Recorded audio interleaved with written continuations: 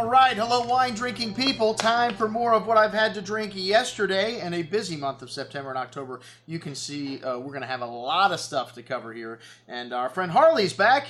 And, you know, we only got a couple months left for the end of the year. So, man, you better put your foot on the gas pedal here. He's got some good stuff here in his portfolio. And we had some great wines on this afternoon. They'll be up on the website, available for sale, just like everything that we taste here in the store. It goes up the following week, listed as available, ships in 2 to 3 days.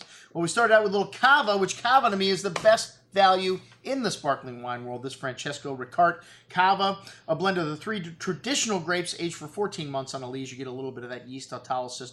Really fresh bouquet here of green apple, lemon citrus, and hints of white flowers, ginger spice, almost Fruit Loop kind of cereal-like bouquet here to the nose. A very fresh and bright style of sparkling with that nice tongue-tingly acidity and light soda kind of note to the finish. Very good little example of a method champenoise sparkling wine from Spain. $15. Like I said, hoo-ah, incredible value.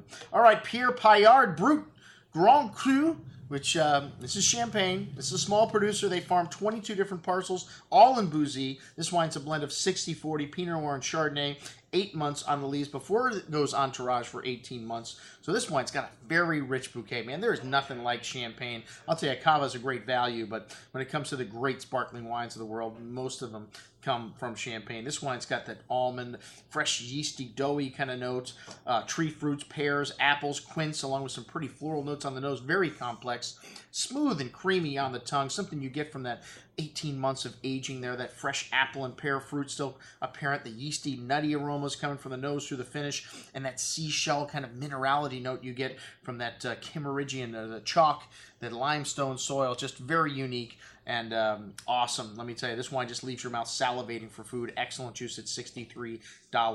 All right, the Michel Gay Choix Le Bon. A little Burgundy here, and this is from 50 to 90-year-old vines, 20% new oak. This wine's very dense and rich. The bouquet of black raspberry fruit and light, meaty, smoky notes, tar, black spice, very gravelly, earthy notes. A very full bouquet of aromas here, and a good amount of that dark spice shown on the tongue, too, to that dense black raspberry fruit, silk smooth tannins, but a firm hand of acidity. These 2010s are very well built. Excellent structure, that exotic spice and like smoky nuance from the nose through the finish. Excellent juice at $39. A little expensive for Choix Le Bon, but a really good bottle of Burgundy nonetheless. All right, Domaine Georges Vernay, Syrah de Mirebaldi, which I probably pronounced that wrong, but I failed French class in high school and college. This is an old apple orchard turned into a vineyard that's near the village of Condrieu. So you have Syrah up near an area where you find mostly white wine. 100% Viognier is what Condrieu is. And this wine region, the area is known as Colinas Rhodiennes.